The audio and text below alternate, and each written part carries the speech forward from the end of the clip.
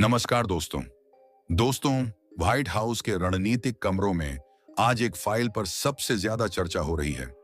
इस फाइल में रशिया या चाइना का जिक्र नहीं है, बल्कि जिक्र है भारत और फ्रांस की उस खुफिया डील का जिसने सुपर पावर अमेरिका के माथे पर पसीना ला दिया है। तो आखिर 2026 में ऐसा क्या होने वाला है कि चाइना का 80% खजाना रातों रात मिट्टी की कगार पर है। दिल्ली के बंद कमरों में फ्रांस के साथ में मिलकर के भारत आखिर किस ब्रह्मास्त्र का ट्रिगर तैयार कर रहा है जिसकी भनक चाइना को भी लग चुकी है। फाइटर जेट और न्यूक्लियर सबमरीन का वो कौन सा ब्लैक बॉक्स है जिसकी चाबी अमेरिका ने कभी भारत को नहीं दी, लेकिन फ्रांस ने बिना कोई शर्त रखे उसकी 100% तकनीक भारत के हाथों में सौंप दी है। दोस्तों, अंतरराष्ट्रीय कूटनीति में यानी कि जियोपॉलिटिक्स में कोई किसी का सगा नहीं होता, तो फिर फ्रांस अपनी सबसे एडवांस टेक्नोलॉजी भारत पर ऐसे क्यों लुटा रहा है? क्या दुनिया से छुप करके भारत और फ्रांस ने एक ऐसा तीसरा सुपर पावर गुट बना लिया है जो भविष्य में अमेरिका और चाइना दोनों को सरेंडर करने पर मजबूर कर देगा? तो दोस्तों, हुआ यह है कि नई दिल्ली के अंदर एक बेहद खामोश लेकिन खतरनाक मीटिंग हुई है। फ्रांस के inter ministerial delegate for strategic minerals and metal supply Benjamin Gallezot और फ्रांस के भूवैज्ञानिक सर्वेक्षण संस्थान बीआरजीएम के एशिया डायरेक्टर ओलिवियर ऑफ्रेजो अचानक भारत दौरे पर आए। भारत के खान मंत्रालय के नेशनल क्रिटिकल मिनरल्स मिशन के जॉइंट सेक्रेटरी के साथ में बंद कमरों के अंदर हुई इस मीटिंग ने पूरी दुनिया की सप्लाई चेन के अंदर खलबली मचा दी है। यह कोई आम कूटनीतिक मुलाकात नहीं थी, यह सीधे तौर पर चाइना की ग्लोबल मोनोपोली को खत्म करने का ब्लूप्रिंट था। आज दोस्तों, पूरी दुनिया जानती है कि चाइना लगभग 80% से ज्यादा क्रिटिकल मिनरल्स और रेयर अर्थ एलिमेंट्स की प्रोसेसिंग को कंट्रोल करता है। लिथियम, कोबाल्ट, टाइटेनियम, ये वो मिनरल्स हैं जिनके बिना ना कोई 5th जनरेशन फाइटर जेट उड़ सकता है, ना इलेक्ट्रिक गाड़ियां चल सकती हैं और ना ही स्मार्ट मिसाइलें लॉक की जा सकती हैं। दोस्तों, ये खदानों से निकलने वाले केवल पत्थर नहीं हैं, ये 21वीं सदी का नया तेल है। फ्रांस की एडवांस टेक्नोलॉजी और भारत के विशाल मार्केट और संसाधन अब एक ऐसा जॉइंट सप्लाई चेन नेटवर्क तैयार कर रहे हैं जो पूरी तरह से चाइना के चंगुल से बाहर होगा। दोस्तों, फरवरी 2026 के अंदर जब फ्रांस के राष्ट्रपति इमैनुअल मैक्रोन भारत आए थे, तो इस जॉइंट डिक्लेरेशन का अगला और सबसे आक्रामक फेज स्टार्ट हो चुका है। दोस्तों, इसी साल फरवरी के अंदर जब फ्रांस के राष्ट्रपति इमैनुअल मैक्रोन भारत आए थे, तो इस जॉइंट डिक्लेरेशन के अगले और सबसे आक्रामक चरण के ऊपर बातचीत हो गई थी, जहां माइनिंग से लेकर के रिसाइकलिंग तक एक नए सर्कुलर इकोनॉमी को तैयार करने पर भारत, अब्यूसिस और फ्रांस एग्री हो गए थे। ये सिर्फ एक इकोनॉमिक डील नहीं थी, ये ग्लोबल पावर शिफ्ट का वो बटन था दोस्तों जिसे भारत ने दबा दिया है। लेकिन सवाल ये है कि भारत इतना बड़ा गेम अमेरिका के साथ क्यों नहीं खेल रहा है? भारत फ्रांस पर इतना ब्लाइंड ट्रस्ट क्यों कर रहा है? दोस्तों, इसका जवाब 25 साल पुराने उस इतिहास में दफन है जिसे आज की जनरेशन लगभग भूल चुकी होगी। दोस्तों, ये बात है मई 1998 की, जब भारत ने पोखरण की रेत में अपने परमाणु परीक्षण किए थे, तो पूरी दुनिया ने भारत का गला घोंटने की कोशिश की थी। अमेरिका, जापान और कई यूरोपीय देशों ने भारत पर रातों रात भयानक आर्थिक और तकनीकी सैंक्शंस लगा दिए थे। अमेरिका का मकसद भारत को घुटनों पर लाना था, लेकिन उस घुटन भरे माहौल में जब पूरा वेस्टर्न वर्ल्ड भारत के खिलाफ खड़ा था, तो फ्रांस इकलौता ऐसा प्रमुख पश्चिमी देश था जिसने भारत पर कोई सैंक्शंस नहीं लगाए। फ्रांस ने दुनिया के सामने खड़े होकर के साफ किया कि भारत की सुरक्षा चिंताएं जायज हैं और उसे अपनी रक्षा करने का पूरा अधिकार है। उसी दिन भारत के रणनीतिकारों को यह समझ में आ गया था कि जब वर्ल्ड क्राइसिस आएगा तो अमेरिका सैंक्शंस की धमकी देगा, लेकिन फ्रांस साथ में खड़ा हो जाएगा। दोस्तों, 1998 के उसी भरोसे का कर्ज भारत और फ्रांस की आज की इस हाईली क्लासिफाइड स्ट्रेटेजिक पार्टनरशिप की नींव बन चुका है।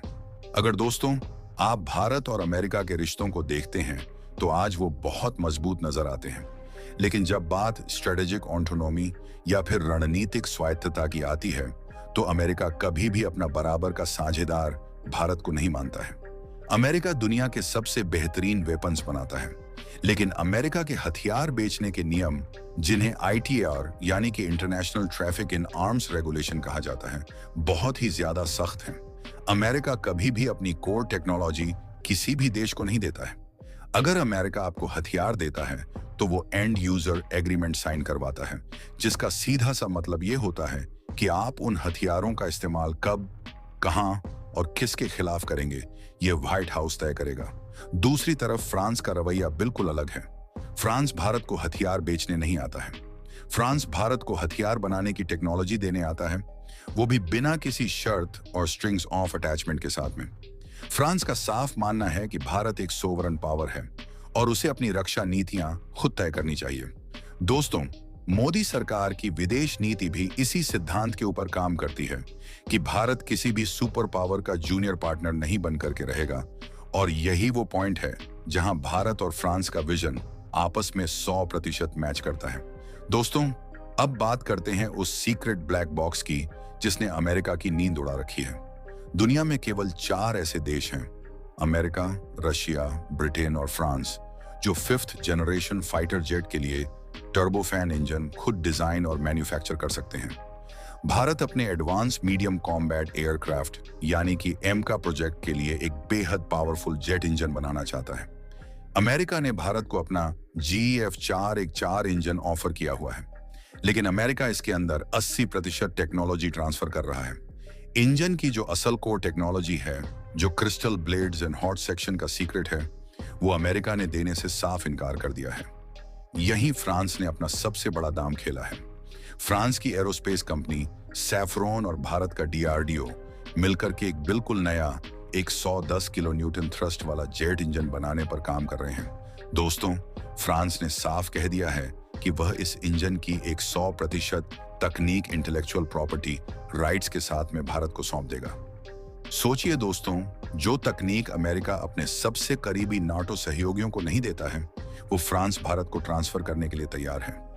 यह प्रोजेक्ट पूरा होगा तो भारत दुनिया का 5वां ऐसा देश बन जाएगा जो खुद के फाइटर जेट इंजन खुद बनाएगा। यह कोई छोटी बात नहीं है। यह भारत की वायुसेना के लिए एक ऐसा गेम चेंजर है जिसके बाद में हमें कभी भी किसी दूसरे देश के सामने इंजन के लिए कम से कम हाथ नहीं फैलाने पड़ेंगे। लेकिन दोस्तों, आसमान से भी बड़ा खेल हिंद महासागर की काली गहराइयों के अंदर छुपा हुआ है। दुनिया का 60% ट्रेड जिस समुद्री रास्ते से होता है, वहां चाइना अपनी नेवी का दबदबा बनाना चाहता है। भारत और फ्रांस पहले ही मुंबई के मझगांव डॉकयार्ड के अंदर प्रोजेक्ट 75 के तहत स्कॉर्पियन क्लास की बेहतरीन पनडुब्बियां बना चुके हैं। लेकिन भारत को घेरने के लिए सिर्फ डीजल और इलेक्ट्रिक सबमरीन्स काफी नहीं है। भारत को चाहिए न्यूक्लियर अटैक सबमरीन, जिसे SSN कहा जाता है। ये वो सबमरीन्स हैं जो महीनों तक पानी के अंदर बिना बाहर आए छिपी रह सकती हैं और दुश्मन के जहाजों को पलक झपकते ही तबाह कर सकती हैं। दोस्तों, भारत अब ऐसी सबमरीन्स रशिया से लीज पर लेता रहा है, लेकिन अब भारत इन्हें खुद बनाना चाहता है। और यहां भी दुनिया का इकलौता पश्चिमी देश फ्रांस है जो गुपचुप तरीके से भारत को न्यूक्लियर प्रोपल्शन तकनीक यानी कि परमाणु रिएक्टर से पनडुब्बी चलाने की तकनीक डिजाइन करने के अंदर मदद करने को तैयार है। दोस्तों, जिस दिन भारत के पास में अपनी खुद की न्यूक्लियर अटैक सबमरीन की फ्लीट तैयार हो जाएगी, उस दिन चाइना की पीपल्स लिबरेशन आर्मी नेवी हिंद महासागर के अंदर घुसने से पहले 100 बार सोचेगी। ये कोई हवाई बात नहीं है, इसके पीछे एक बहुत बड़ा रणनीतिक जाल बुना जा चुका है। दोस्तों, बहुत कम लोग जानते हैं कि फ्रांस सिर्फ एक यूरोपीय देश नहीं है, बल्कि वो एक इंडो पैसिफिक पावर भी है। हिंद महासागर के अंदर मेडागास्कर के पास में रियूनियन आइलैंड्स और मायोर्ट जैसे आइलैंड फ्रांस के हिस्से में आते हैं। भारत और फ्रांस के बीच में एक सीक्रेट लॉजिस्टिक एग्रीमेंट साइन हो चुका है। इसका मतलब यह है कि युद्ध या क्राइसिस की पोजीशन के अंदर भारतीय नौसेना फ्रांस के नौसैनिक अड्डों का इस्तेमाल कर सकती है, वहां अपने जहाज रिफ्यूल कर सकती है और फ्रांसीसी नौसेना भारत के अड्डों का इस्तेमाल कर सकती है। दोस्तों, दोनों देश मिलकर के मॉरिशस, सेशेल्स और मेडागास्कर के पास में सैटेलाइट्स और ड्रोन्स के जरिए एक ऐसा अदृश्य जाल बुन रहे हैं जो 24 घंटे चाइना की हर सबमरीन, हर युद्धपोत की जासूसी कर रहा है। दोस्तों, चाइना ने भारत को घेरने के लिए जो स्ट्रिंग ऑफ पर्ल्स की नीति अपनाई थी, भारत ने फ्रांस के साथ मिलकर के उस पूरी रणनीति के चारों तरफ एक लोहे की दीवार खड़ी कर दी है। लेकिन भविष्य का युद्ध सिर्फ जमीन, पानी या हवा में ही नहीं लड़ा जाएगा। आने वाला वर्ल्ड वॉर लड़ा जाएगा स्पेस में और साइबर स्पेस में। दोस्तों, इन मोर्चों के ऊपर भारत और फ्रांस की साझेदारी ऐसी है जिसके बारे में जान करके आप हैरान रह जाएंगे। भारत का इसरो और फ्रांस की स्पेस एजेंसी CNIS पिछले 60 सालों से एक दूसरे के साथ में काम कर रहे हैं। लेकिन अब यह सहयोग सिविलियन स्पेस से आगे बढ़ करके मिलिट्री स्पेस यानी कि अंतरिक्ष के सैन्यकरण तक पहुंच गया है। दोनों देश स्पेस सिचुएशनल अवेयरनेस के ऊपर काम कर रहे हैं। इसका सीधा सा मतलब यह है कि अगर चाइना स्पेस के अंदर भारत या फ्रांस के किसी कम्युनिटी या मिलिट्री सैटेलाइट को अपनी एंटी सैटेलाइट मिसाइल या लेजर वेपन से निशाना बनाने की कोशिश करता है, तो उसे रियल टाइम के अंदर ट्रैक करके काउंटर किया जा सकेगा। भारत और फ्रांस अब अपने मिलिट्री सैटेलाइट्स का सेंसिटिव डेटा एक दूसरे के साथ में साझा कर रहे हैं। दोस्तों, दुश्मन के जहाजों का मूवमेंट, उनके न्यूक्लियर बेस की हलचल, ये सब अब भारत और फ्रांस की कंबाइंड रडार विजन से बच नहीं सकते हैं। आर्टिफिशियल इंटेलिजेंस और साइबर युद्ध के क्षेत्र में भी दोनों देश बहुत तेजी के साथ में आगे बढ़ रहे हैं। दोस्तों, भारत का centre for development of advanced computing यानी कि CDAC और फ्रांस की जानी मानी टेक कंपनी एटोस मिलकर के भारत के अंदर सुपर कंप्यूटर्स की नई जनरेशन तैयार कर रहे हैं। फ्यूचर के अंदर युद्ध में मिसाइलों के टारगेट इंसान नहीं बल्कि AI एल्गोरिदम सेट करेंगे। दुश्मन देश सबसे पहला हमला सेना पर नहीं बल्कि भारत की पावर ग्रिड, बैंकिंग सिस्टम और टेलीकॉम सेक्टर के ऊपर करने वाला है। तो दोस्तों, इनके ऊपर वो करेंगे साइबर अटैक। इसे रोकने के लिए भारत और फ्रांस एक ऐसा कंबाइंड साइबर डिफेंस और AI आर्किटेक्चर तैयार कर रहे हैं जिसे हैक कर पाना इम्पॉसिबल है। दोस्तों, यह तकनीक ना केवल सेना के काम आएगी बल्कि भारत के पूरे डिजिटल इंफ्रास्ट्रक्चर को एक अभेद्य किला बना देगी। इस पूरी कहानी के अंदर एक बहुत बड़ा पहलू एनर्जी सिक्योरिटी का भी है।